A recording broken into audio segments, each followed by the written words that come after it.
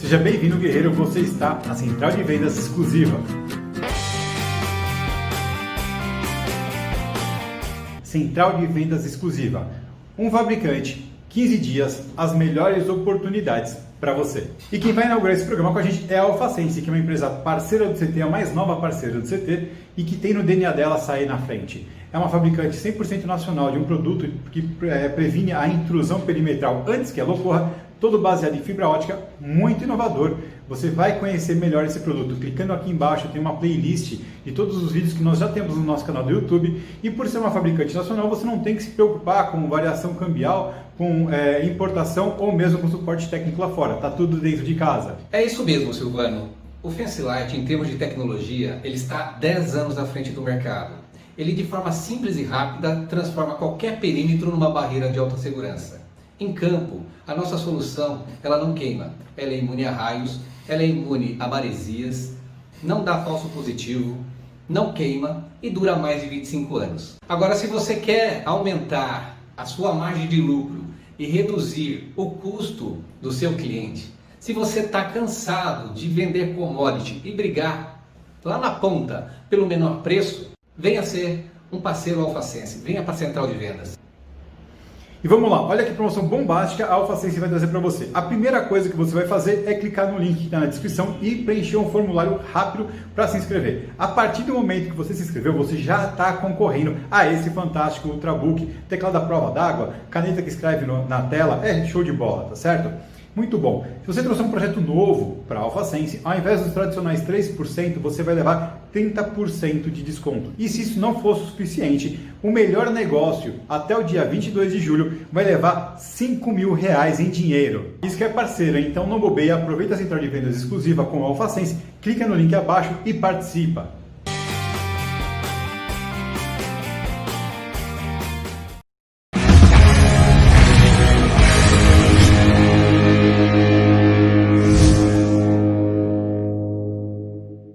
Entrou um chiado. Bom dia, estamos ao vivo! Fala, guerreiros!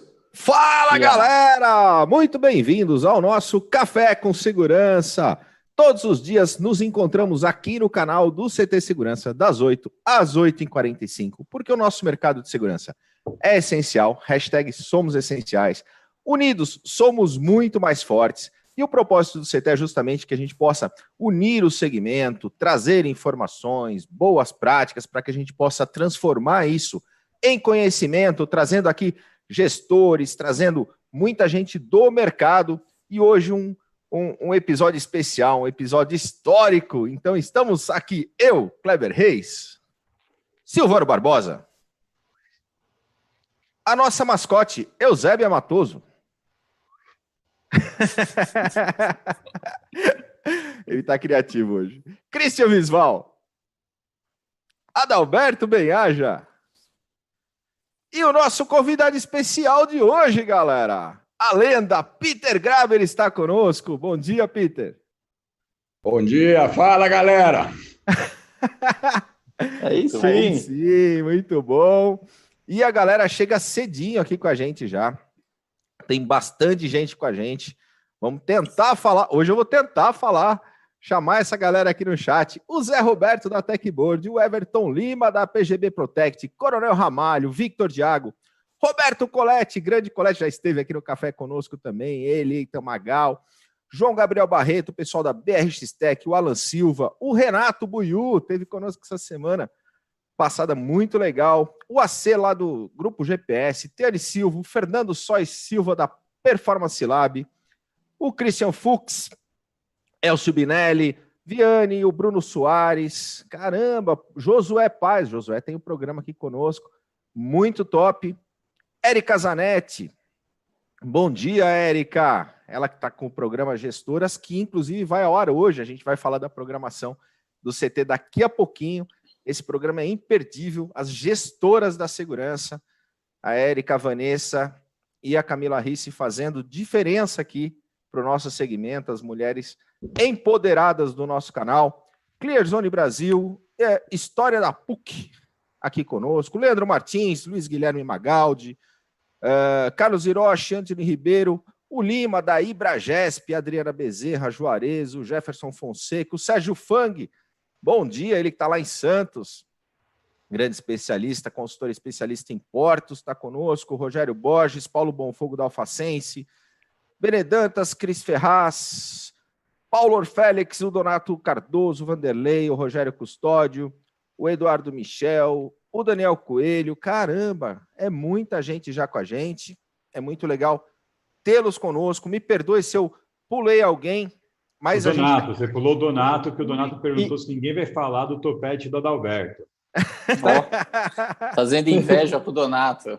Aí, ó, o Christian tá falou que hoje ele vai cortar o cabelo, ele vai cortar o cabelo, né, Cris? Hoje eu vou. Vamos ver se a gente tiver tudo funcionando normal, né? Muito legal. Então me perdoem, porque a gente está transmitindo também para o YouTube, claro, a gente está interagindo aqui com o chat do YouTube, mas a gente também está transmitindo lá para o Insta. Daqui a pouquinho, galera, a transmissão do Insta, ela acessa, e aí vem para cá, youtube.com/CT Segurança, vem para cá com a gente no canal, e tá também no Face da revista Segurança Eletrônica e no Face do CT Segurança, transmissões simultâneas aqui no canal. E o Café com Segurança, como eu disse, traz essa condição de a gente ter aqui convidados mais que especiais, mas a gente também tem conteúdos gerados no decorrer do dia. Como está a nossa programação do CT, Silvano Barbosa? Vamos lá, Kleber, estamos aqui com uma programação imperdível no dia de hoje. Nós temos hoje ele, além da Peter Graber com a gente no café. Depois, nas sequências 10 horas, nós temos um lançamento de junho aqui da Vault, lançando a linha Apério, que são fechaduras sem fio muito legais, e também o biométrico RB25. Às 17 horas, nós temos integrando segurança com ele, o nosso querido Adalberto Beaja. E às 19h30, nós temos as gestoras de segurança com a Camila Ricci, a Erika Zanetti e a Vanessa Brito, falando com a Ana Flávia de Bello, com a questão de onde chegam as crises e como sair delas. É isso, Kleber! Sensacional. Muito bom, muito bom.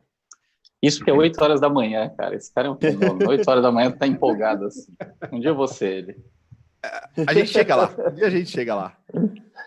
Mas, pessoal, eu queria, Peter, que você começasse falando para a nossa audiência, contando um pouco da tua história, da tua trajetória. Você que é pioneiro no segmento de alarmes no Brasil. Veio lá de Harvard, né? Com uma condição de estar criando essa empresa lá em 1981. Conta um pouquinho para nós desse começo, né? O que te levou a voltar para o Brasil e criar essa empresa que hoje cara, continua sendo. Eu acho que não tem alguém da audiência aqui que não conheça, que nunca tenha, no mínimo, ouvido falar do Peter Graber. É uma honra tê-lo conosco.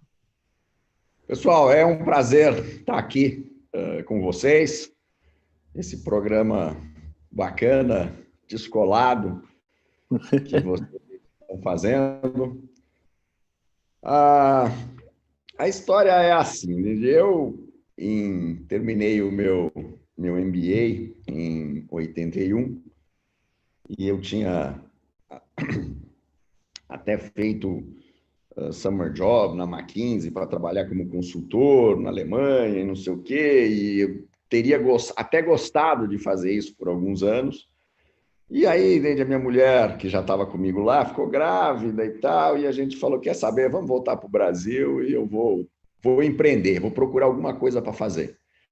E voltamos, e aí eu comecei a ver o que eu poderia fazer, ou comprar uma empresinha pequena, em princípio sem dinheiro, mas comprar. E aí surgiu essa ideia de fazer uma empresa de alarme.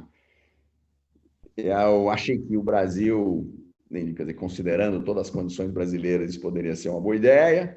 Aí eu fui para os Estados Unidos em feira de segurança e vi que o mercado americano já era grande. Na época, 7%, 8% das residências já tinha alarme, tinha empresas grandes. Aí eu fui ver os os demonstrativos financeiros dessas empresas e falei, pô, o pessoal é bastante rentável e tal. Pô, se nos Estados Unidos, que é um mercado quase perfeito e muita concorrência, dá para ter essa rentabilidade, é nessa que eu vou.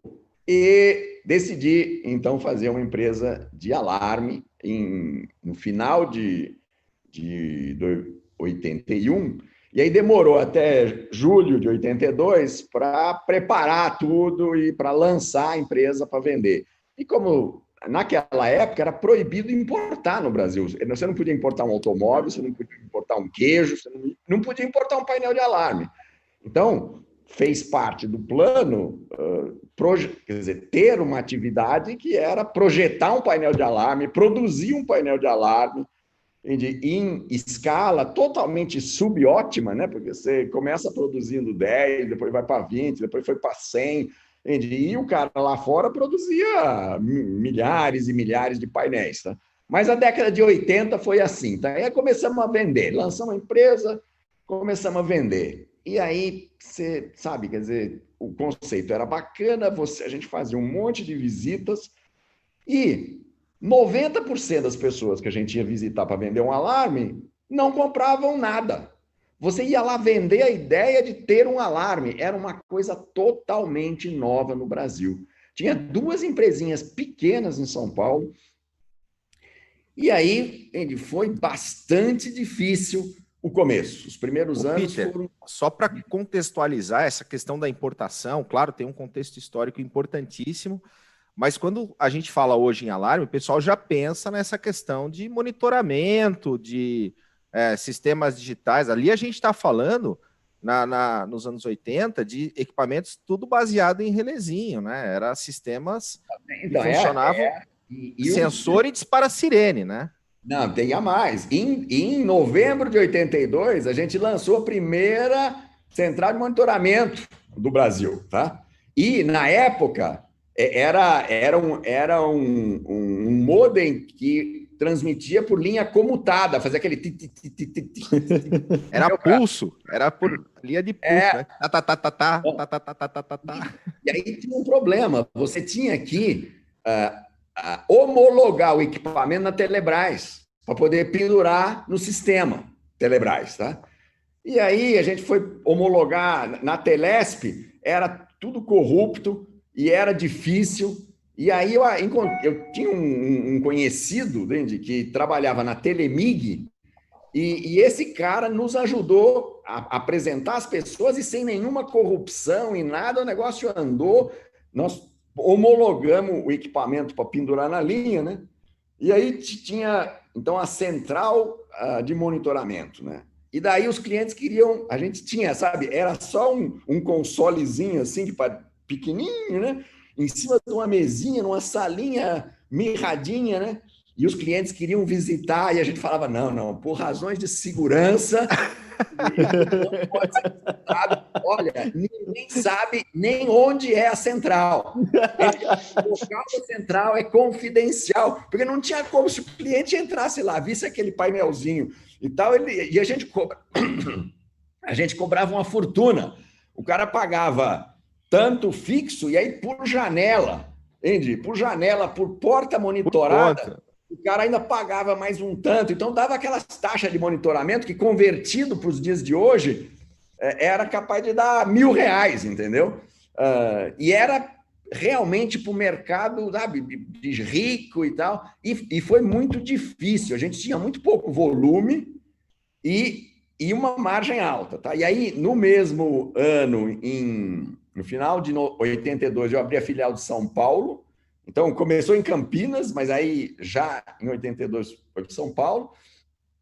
E a gente foi desenvolvendo esse mercado, entende? Quer dizer, realmente, eu tinha uma inveja do vendedor de piscina, entende? Que ele ia visitar um cliente e ele não precisava explicar para o cliente qual era o benefício da piscina, que refresca, que é gostoso. O alarme, você precisava...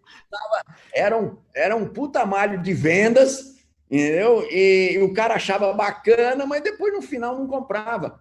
Sabe, nenhum arquiteto, nem os arquitetos conheciam. Era realmente o início.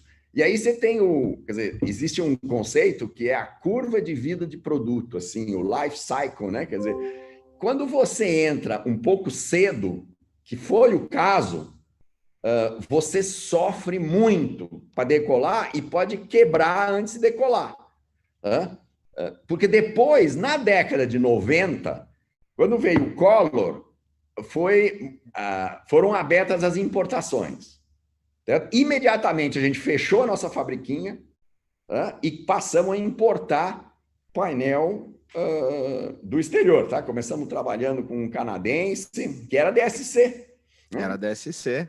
Nós começamos, nós fomos lá, eu fui lá, eu falei lá com o dono da DSC e peguei uma representação exclusiva para o Brasil da DSC e comecei a vender DSC. Tá? E aí o preço caiu muito, né? Porque era um painel super bacana, mais fácil de vender, porque ele tinha muito mais atributos e funcionalidades, né? E aí o mercado decolou, porque a gente começou a vender por metade do preço de antes, e o Brasil teve uma fase dele, a década de 80 também foi uma década perdida, e foi difícil aqueles planos econômicos todos. Então eu realmente amassei o pão, como é que é? Diz amassei. O pão que o diabo amassou. Comi o pão que o diabo amassou. O pão que o diabo amassou. Foi muito difícil a década de 80 para mim. Né? Na década de 90 o negócio decolou. Né? Mas vamos fazer só vamos chamar o pessoal do Insta. Tá encerrando, né, Silvano? Já encerrou. A gente colocou a mensagem lá. Já tá aqui.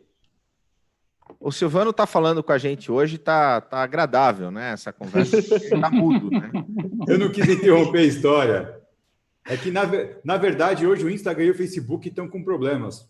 Né? Então, a gente encerrou, o Facebook da revista encerrou sozinho, por conta própria hoje. O do CT continua online. E o Insta demorou, mas foi. Mas a gente não quis interromper, então. Mas vem para cá se tiver no Insta também, pessoal. A gente está no YouTube.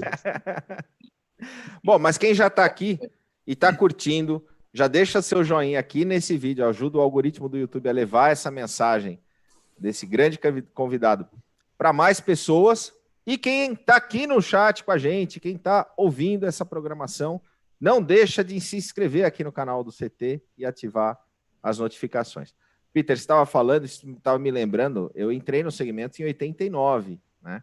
E com aquelas centrazinhas da Royal. Não, primeiro foram as primeiras centrais fabricadas em casa, né? Porque a gente não tinha alternativa. Eu fabricava a KR2000 com releizinho. Eu botei na mala e trouxe. Eu botei na mala e trouxe.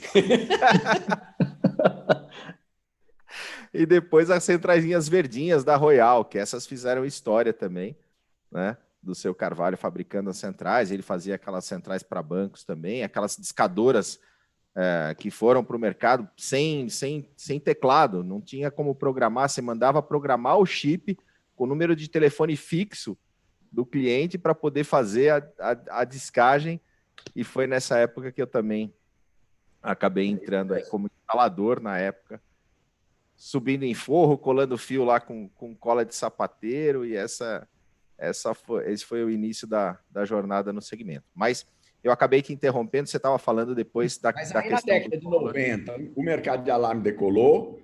Em 92, a gente comprou uma empresa de vigilância do grupo ISS, que tinha começado com vigilância e resolveram sair desse negócio, e compramos essa empresa deles. Aí, em 95, a gente começou o negócio de segurança eletrônica para o mundo corporativo, aí, quer dizer, como seria a Veolink hoje, né?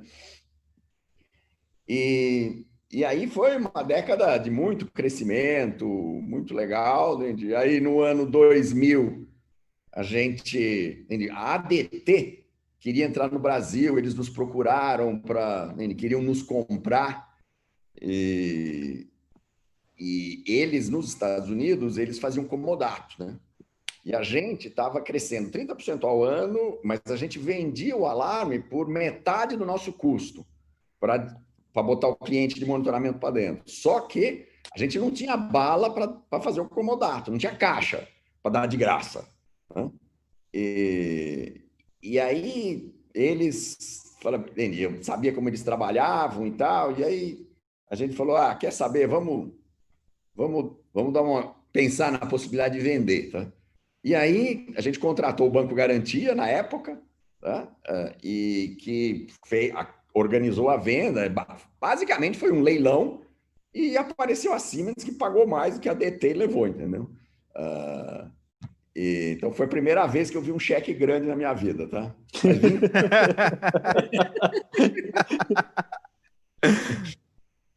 Ali não deu saudade do vendedor de piscina, não, né? Ali não deu, né? Ali distanciou do vendedor de piscina, né? Como? Ali distanciou do vendedor de piscina. Não deu mais saudade do vendedor de piscina, não, né? Quando veio o chefe.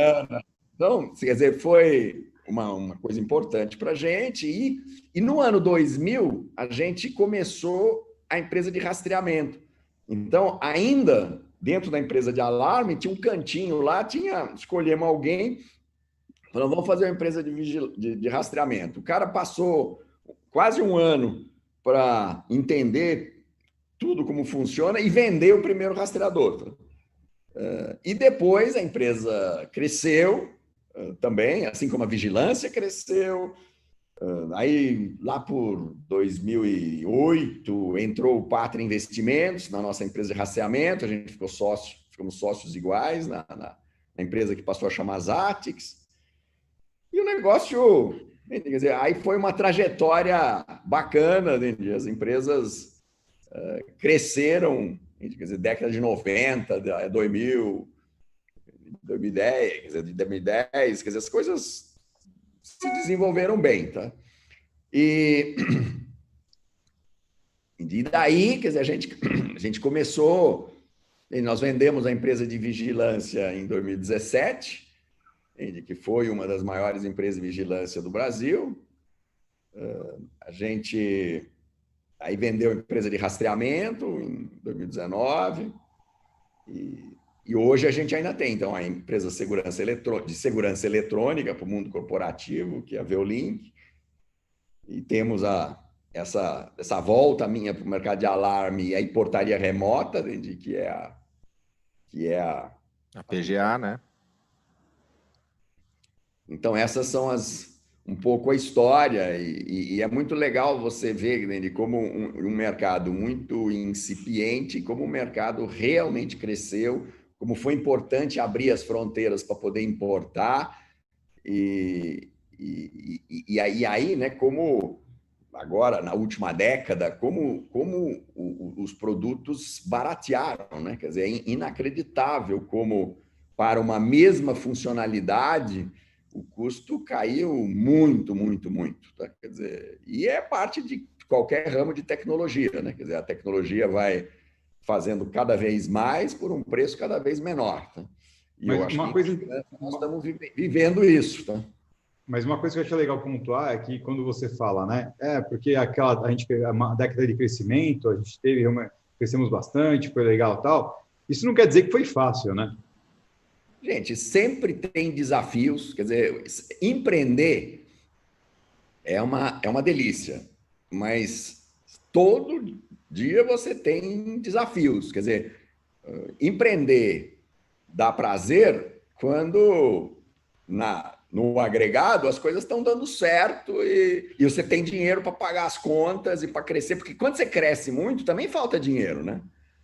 Quer dizer, porque você precisa do capital de giro e, quer dizer, em épocas de crescimento forte você fica apertado de caixa, né? Fica apertado, quer dizer, então é isso aí, é um desafio todo dia, mas no geral é muita alegria, quer dizer, no nosso caso foi um prazer essa caminhada de empreendedor no ramo de segurança, que foi meu principal ramo. Eu ainda fiz coisas fora do ramo de segurança também, algumas deram certo, outras não, mas é isso, faz parte de empreender.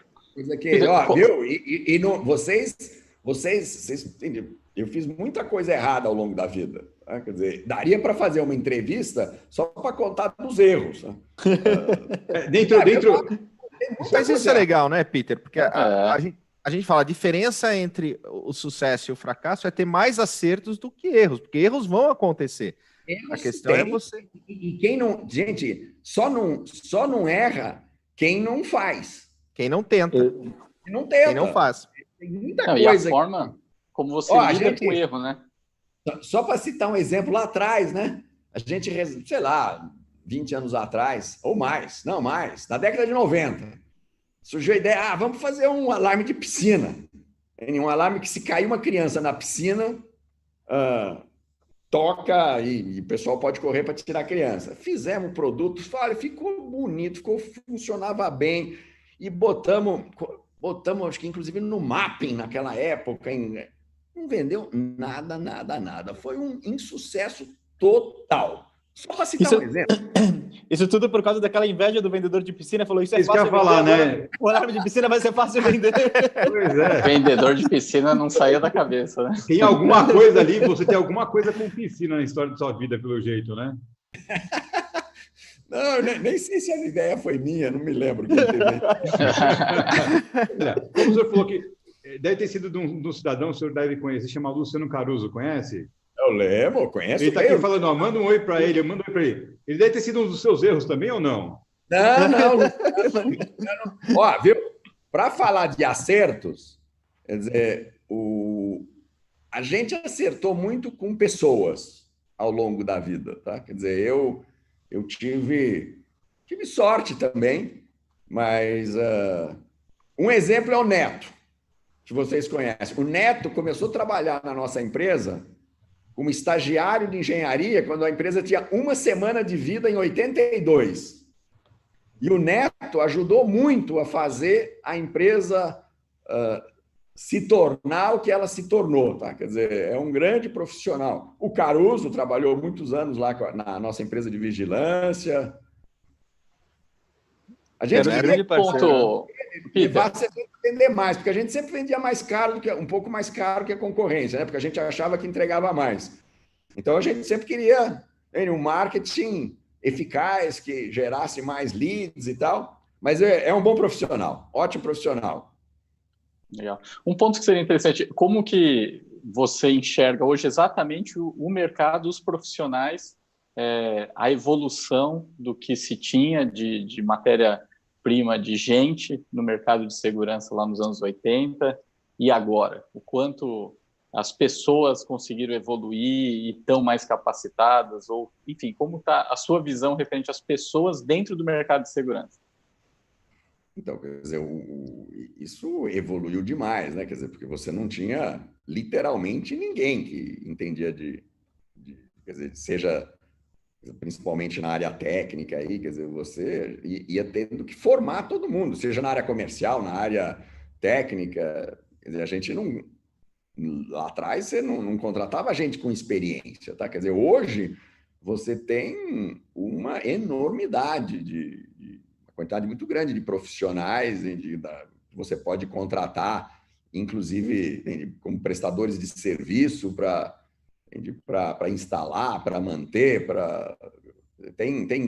se criou toda uma infraestrutura empreendedora, tá? um cluster assim de atividades no universo de segurança que você pode contratar. E então realmente evoluiu muito. Você vai numa feira. Quando a gente começou a ir naquela primeira ISC, né, nos Estados Unidos, tá, quer dizer, a gente via aquele monte, todas aquelas pessoas profissionais, quer dizer, no Brasil veio a ter feira de alarme, vocês talvez lembram melhor do que eu, mas já tem menos de 20 anos que as feiras começaram no Brasil, eu acho. Sim. Peter, como pioneiro, assim, como foi a importância da chegada de concorrentes no setor até para catequizar o mercado? Olha, para ficar no business de segurança, né? Quer dizer, a gente, na década de 80, a gente tinha 100% do mercado de monitoramento no Brasil, porque não tinha nenhuma outra central. Né? No Brasil, até 1990. Quando o mercado abriu, Aí começaram a aparecer outras, e aquilo foi bom, porque estimulou a demanda primária, ajudou a desbravar o setor e criar o setor. Quer dizer, 10 anos depois, no ano 2000, a gente tinha mais ou menos 35% da receita de monitoramento no Brasil. Tá? Então, a gente tinha 100% de nada, era muito pequenininho, e depois passamos a ter 35% de algo, de um mercado que já tinha um bom tamanho. Né? E interessante observar que no mercado de alarme específico, em particular, que o mercado brasileiro é menor do que outros mercados, e eu nunca consegui uma explicação, uma boa explicação para isso. Quando você compara os números da Argentina, do Chile, de países assim, no per capita, quer dizer, o Brasil é muito menor no pacote de receita recorrente. Estou falando, meu foco sempre foi receita recorrente. Tá? Receita recorrente é o que gera valor, entende? E que gera rentabilidade alta, quer dizer, então, receita de monitoramento, o Brasil é muito menor do que outros países. Quer dizer, o Brasil, durante muitos anos, ele era menor do que a cidade de Los Angeles. Tá?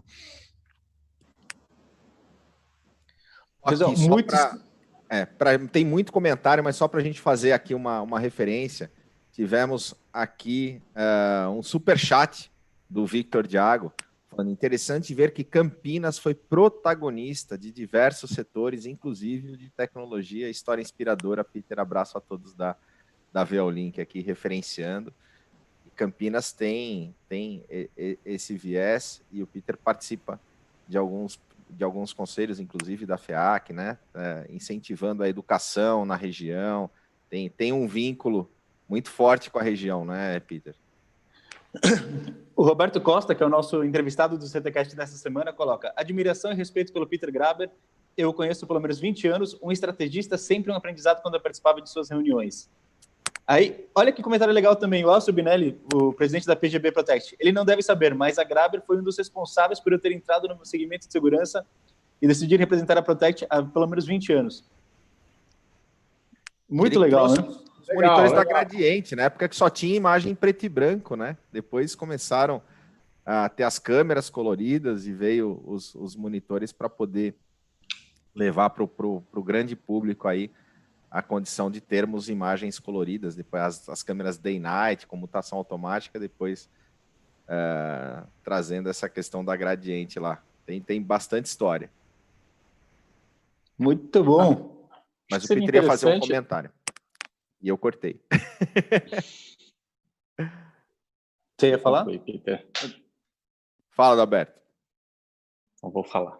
Não, o que eu queria escutar o Peter falando bastante, né, da dificuldade, quer dizer, da paixão, do quanto é bom e gostoso empreender, das dificuldades. Se eu pudesse compartilhar um pouco, então, desse momento de pandemia, né, uma situação diferente que a gente tem vivido, mais um grande desafio para os empreendedores, que ele pudesse compartilhar um pouco como ele, nas empresas dele, a visão dele, sugestão, enfim, de forma que todo mundo que está assistindo a gente, que também empreende ou que quer empreender, consiga levar de lição, que é sempre bom quando a gente tem pessoas com uma história dessa, a gente conseguir consumir o máximo que for possível de conhecimento, né? Bom, olha, quando veio a pandemia e a gente estava... Quer dizer, eu moro no exterior há quase 7 anos, tá? E morei alguns anos no Reino Unido e agora já estou em Portugal indo para 4 anos, tá? Então, eu vivo lá e as empresas... Quer dizer, eu não participo da gestão das empresas já há muito tempo. Quer dizer, a gente tem uma equipe de gestores, como eu disse, a gente acertou nos gestores e as empresas se desenvolveram e sem o meu envolvimento pessoal na operação, tá? E quando veio a pandemia e a gente começou a desenhar cenários de receita, de inadimplência, sabe? Quer dizer, eu fiquei muito preocupado. Eu falei, caramba, será que nessa altura da vida, que eu já estou meio aposentado e tal, ele vai encarar uma dificuldade dessa, né? E para nossa surpresa, o mercado de segurança, quer dizer, quer dizer, é como um serviço essencial, que está na própria hashtag nossa, de vocês aí, né? Quer dizer, somos essenciais, quer dizer, esse mercado continuou, tá? Quer dizer, ele diminuiu em algumas áreas e continuou, quer dizer, todo mundo que tem um monitoramento, quer dizer, o cara continua precisando de monitoramento, uma portaria remota, se o cara ficar sem a portaria remota, ele precisa recontratar a gente, é muito pior, tá? Quer dizer, vai subir o custo. Então, as empresas foram, no geral, muito resilientes.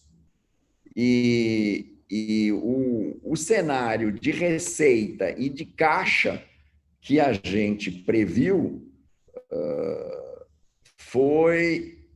na época, foi muito pior do que o que aconteceu. O que aconteceu foi o melhor. Quer dizer, na verdade, na Veolink, para citar um exemplo, a Veolink fez o orçamento de receita e de caixa que a gente previu quando a gente fechou o orçamento em novembro do ano passado, a empresa fez o orçamento, apesar da pandemia, no primeiro semestre. E com inadimplência baixa, porque a gente tinha muita preocupação, né, que o pessoal não fosse pagar. Você presta o serviço e o cara não paga. E no geral, tivemos pouco problema. Né? Na Peter Graber também tivemos inadimplência baixa. No caso da Veolink, a empresa continuou vendendo. Quer dizer, aí você precisa de um pouco de sorte. Quer dizer, a gente tinha um ótimo funil de vendas, feito por esse trabalho competente que a empresa faz, e aí a gente, quer dizer, teve clientes no setor financeiro, no setor de agribusiness, e que continuaram comprando e acabou fazendo orçamento. Tá? No caso da portaria, quer dizer, as vendas de portaria diminuíram muito durante a pandemia, porque você nem podia visitar, o pessoal não estava fazendo assembleia no condomínio, então venda de portaria caiu, mas as portarias que estavam no portfólio, nós somos a maior empresa da Grande São Paulo, continuaram e pagaram. Então, está sendo uma grata surpresa isso, e eu lá de Portugal acompanhava, né? A gente eu passei a fazer uma videoconferência, né, de toda semana para acompanhar a caixa. Quer dizer, nunca acompanhei o caixa das empresas tão próximo como durante a pandemia, mas numa função de conselheiro, assim, que sou, não de operador. Isso é muito importante. O Neto, inclusive, o Neto hoje também está no conselho, né, Peter? Ele Isso. fala, eu estou um pouco fora da operação, mas de alguma forma o Cláudio colocou ele lá na condição de marketing, com toda a sua bagagem. Ele vai estar conosco na semana que vem. Ele vai estar compartilhando um pouco dessas experiências conosco aqui no Café também. Eu queria só trazer para um momento histórico, que isso me chama a atenção, né? Quando você falou da questão do rastreamento, né? De entrar no mercado de rastreamento, na verdade já tinha uma empresa de rastreamento no segmento que era a Omnilink, não era? Que era a Satelital. Não, o líder, quer dizer, o precursor do business de rastreamento no Brasil foi a Autotrack. Autotrack, verdade. Certo? Quer dizer, ele entrou... Que era satelital, 100% satelital, 100% né? Satelital na década de 90, lá por 93, 94, 95, por aí, tá? E eles ficaram grandes, são uma ótima empresa e tal, quer dizer, a gente entrou depois, vendendo rastreamento baseado em chip de celular, e depois, quando a gente se juntou ao Pátria Investimentos, que tinha comprado a Omnilink, a gente passou a ser uma empresa que tinha as duas tecnologias.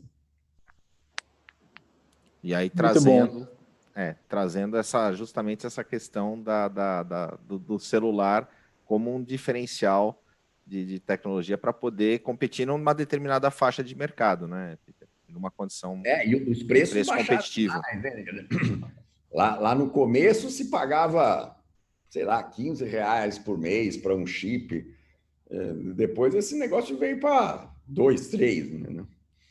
No início você tem a dificuldade cultural de ensinar as pessoas o que é que você vende, né? Como você mesmo disse, né? Com o vendedor de piscina, a gente tem a dificuldade de dizer o que era alarme e tudo mais, e depois, quando você consegue ter êxito nisso, o mercado aí vira commodity, né? Então, esses desafios, né? É isso aí. Ô Peter, e nessa questão da educação, você lá no CCE incentiva essa questão da educação, mas tem uma parte da tua história que acho que é bem importante, que foi lá atrás o MBA em Harvard, né? Eu li uma vez que você fala que em um ano de Harvard você estudou mais do que todos os seus anos de engenharia. Você fez a lição de casa, hein, cara? Não! Você puxou leu a capivara inteira, hein? Eu lembro ter falado isso, sim. Inclusive, Lá em ó, a 2004. gente achou aqui que tem um boleto do senhor de 1984 que tem aberto ainda. Mas, e aí, esse networking, esse aprendizado, essa questão da educação, né? O quanto isso impactou na tua visão de gestão e de negócios para as empresas do grupo? Olha, o Harvard, para mim, foi, assim, foi transformacional na minha vida, em duas dimensões, tá? Uma dimensão é tudo que eu aprendi, entende? Porque é um programa de 2 anos onde a gente estuda muito mesmo, e eu aprendi bastante. Mas talvez mais importante do que isso foi eliminar as barreiras psicológicas. Eu saí lá do MBA perigosamente autoconfiante. Eu achava que eu era capaz de fazer qualquer coisa, de administrar qualquer coisa, podia dar uma empresa grande na minha mão que eu seria capaz de administrar. Quer dizer, eu fui ferramentado por um lado, mas também fiquei, como eu disse, perigosamente autoconfiante. Quando eu digo perigosamente, porque depois que você vai para a vida real e começa a levar os seus tombos, você fala, pô, na verdade não sou tão bom assim. Isso não me falaram, né? Aí, ao longo da vida, você vai desenvolvendo mais a humildade, fala, não, é o que eu falo, na prática a teoria é diferente. Nossa, realmente. Mas é isso, tá? Quer dizer, então, foi uma coisa muito, muito boa na minha vida, e eu acho que estudar é uma coisa que todo mundo deveria fazer, e hoje ficou muito mais fácil, porque você tem um ensino à distância, muito conteúdo muito interessante que você pode fazer compatibilizando com trabalho. Para todo mundo que trabalha na área de segurança, por exemplo, pode fazer uma capacitação, seja setorial e específica para desenvolver conhecimento, seja de gestão. Então, acho que se educar é uma coisa, quer dizer, no fundo, um bom profissional é aquele que, vamos dizer, que aprende a aprender. Quer dizer, porque você tem que aprender a vida toda.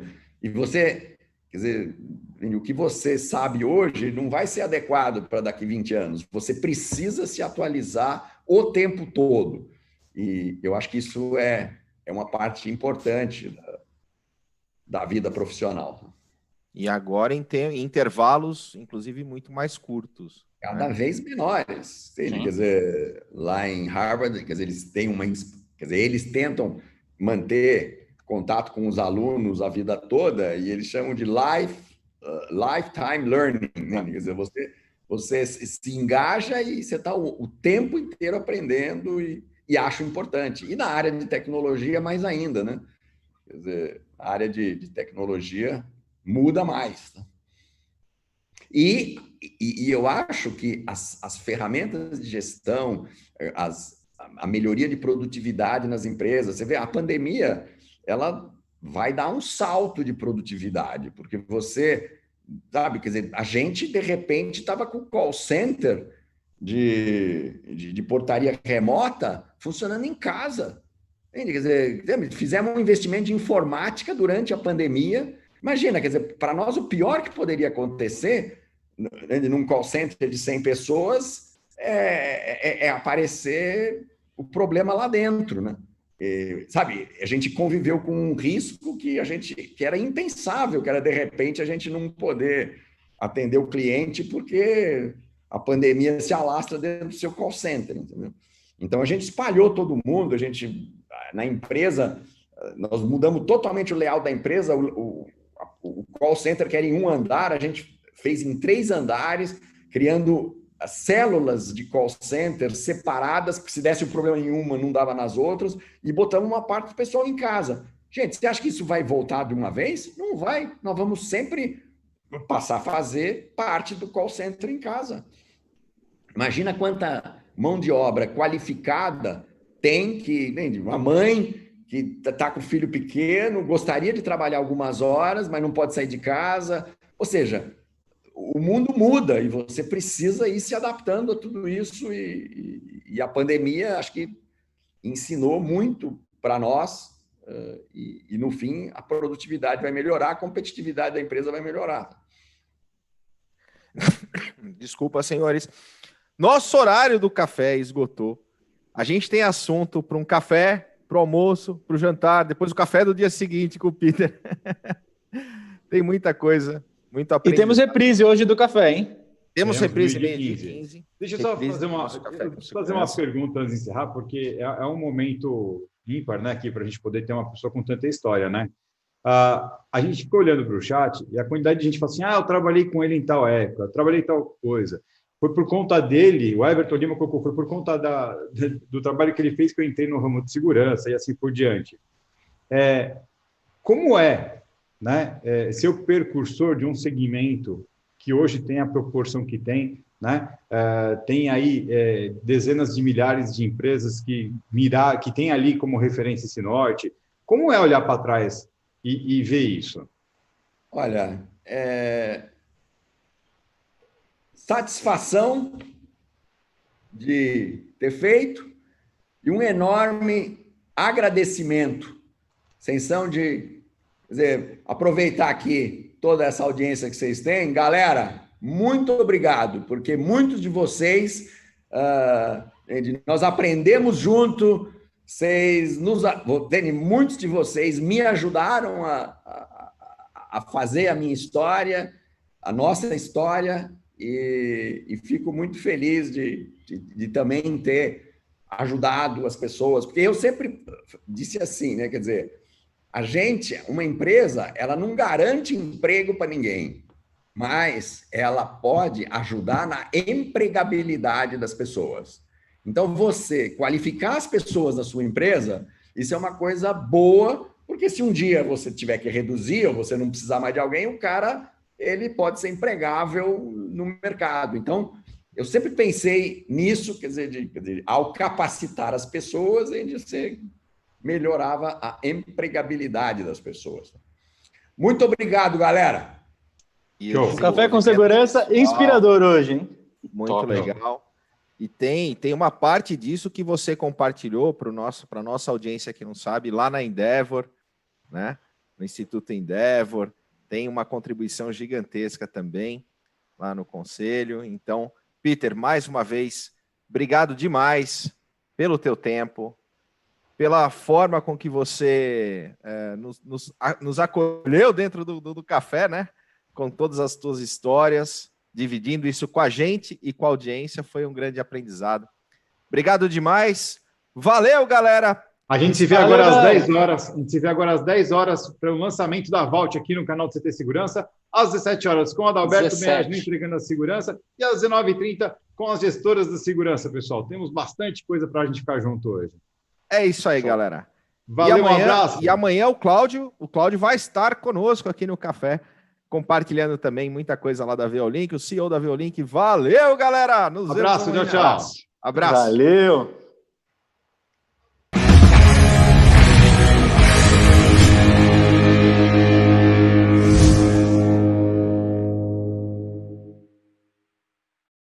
Seja bem-vindo, guerreiro. Você está na Central de Vendas Exclusiva. Central de Vendas Exclusiva. Um fabricante, 15 dias, as melhores oportunidades para você. E quem vai inaugurar esse programa com a gente é a AlphaSense, que é uma empresa parceira do CT, a mais nova parceira do CT, e que tem no DNA dela sair na frente. É uma fabricante 100% nacional de um produto que previne a intrusão perimetral antes que ela ocorra, todo baseado em fibra ótica, muito inovador. Você vai conhecer melhor esse produto. Clicando aqui embaixo tem uma playlist de todos os vídeos que nós já temos no nosso canal do YouTube. E por ser uma fabricante nacional, você não tem que se preocupar com variação cambial, com importação ou mesmo com suporte técnico lá fora. Tá tudo dentro de casa. É isso mesmo, Silvano. O Fancilight, em termos de tecnologia, ele está 10 anos à frente do mercado. Ele, de forma simples e rápida, transforma qualquer perímetro numa barreira de alta segurança. Em campo, a nossa solução, ela não queima, ela é imune a raios, ela é imune a maresias, não dá falso positivo, não queima e dura mais de 25 anos. Agora, se você quer aumentar a sua margem de lucro e reduzir o custo do seu cliente, se você está cansado de vender commodity e brigar lá na ponta pelo menor preço, venha ser um parceiro AlphaSense, venha para a Central de Vendas. E vamos lá, olha que promoção bombástica a AlphaSense vai trazer para você. A primeira coisa que você vai fazer é clicar no link que está na descrição e preencher um formulário rápido para se inscrever. A partir do momento que você se inscreveu, você já está concorrendo a esse fantástico Ultrabook, teclado à prova d'água, caneta que escreve na tela, é show de bola, tá certo? Muito bom. Se você trouxer um projeto novo para a AlphaSense, ao invés dos tradicionais 3%, você vai levar 30% de desconto. E se isso não for suficiente, o melhor negócio até o dia 22 de julho vai levar R$5.000 em dinheiro. Isso que é parceiro, então não bobeia, aproveita a Central de Vendas Exclusiva com a AlphaSense, clica no link abaixo e participa.